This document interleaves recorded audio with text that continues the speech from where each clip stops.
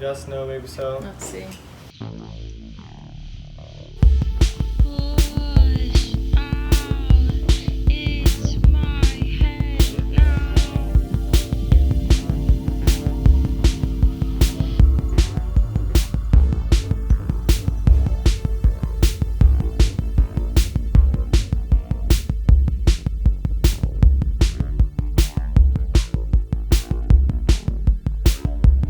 I make artwork because I find that it's very relaxing, and being an environmental science student these days can be pretty depressing. Just like every day you're learning about all these like horrible things and all this environmental destruction going on in our world. So I think that I've grown to really love art because it's almost like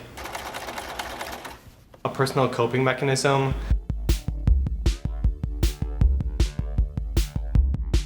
In art right now, I'm really interested in creating these immersive dreamscapes free of human impact. But then I'm also looking at like post-human landscapes, so kind of like celebrating, looking forward to like a really far off epoch where there's like no humans and like creation can thrive, and like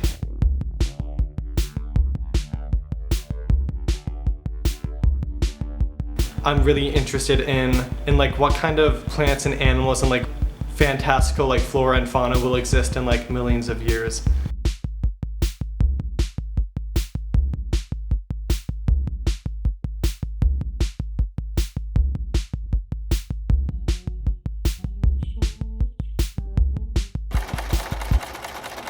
Pretty focused in on fiber and textiles.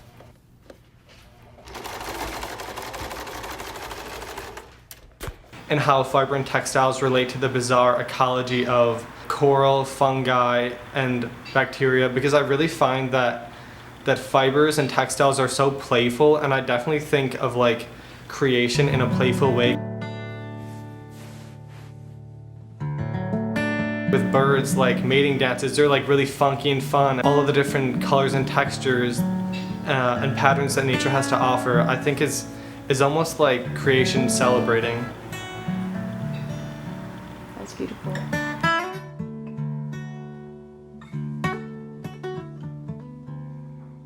The evolutionary history of life on Earth as a narrative.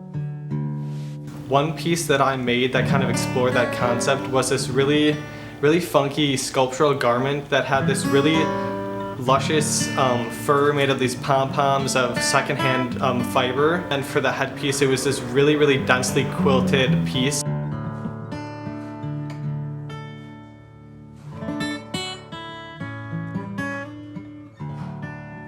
I did this performance at this one art show, and the performance was kind of thinking about how life on Earth originated in like hydrothermal vents in the sea. So like everything on land came from the sea. So I was kind of engaging with this creature that I made, like discovering land. And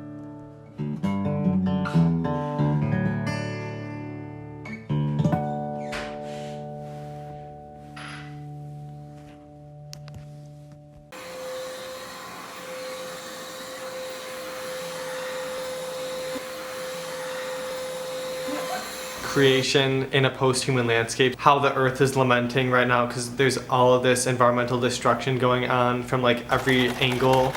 A celebration looking forward, even though like looking forward into the immediate future, it's like very gray. I'm kind of thinking more along the lines of like, in a million years, what is the Earth gonna be like?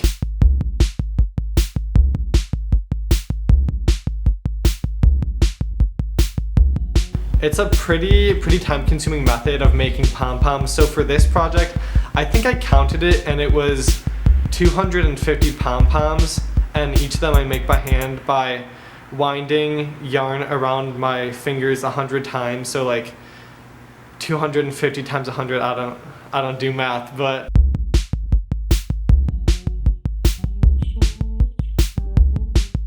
the headpiece that I made was out of paper mache.